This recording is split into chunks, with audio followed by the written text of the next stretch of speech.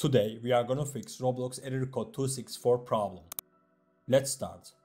The first solution is changing DNS. Our DNS server a bridge between our network and Roblox's server. So if there is an issue with our DNS, this can lead problems like this. To change our DNS, we come to the search section and search for control panel and open it. After opening control panel, we click on view network status and tasks. Once we have done that, we click on our connection. After clicking it, we click on properties.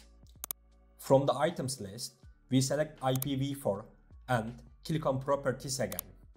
We tick use the following DNS server addresses and set preferred DNS server to 8888. After setting the preferred DNS server, we set alternate DNS server to 8844. To apply the changes, we click on OK and close the tabs. We have changed our DNS server. Now you can check if the problem is solved or not. Also, don't forget to like the video. If the problem is not solved, we will move on to the second solution. The second solution is reset network. The reason we are experiencing problems might be our network. In this case, we should reset our network. To do this, we come to the search section and open CMD as admin.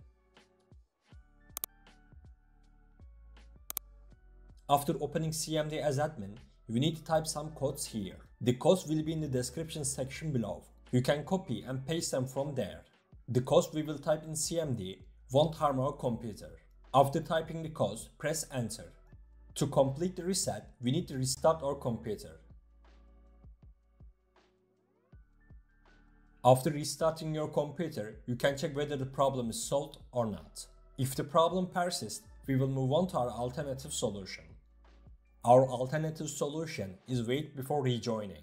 Someone on Reddit posted that this kind of problem can occur if you switch between games too quickly.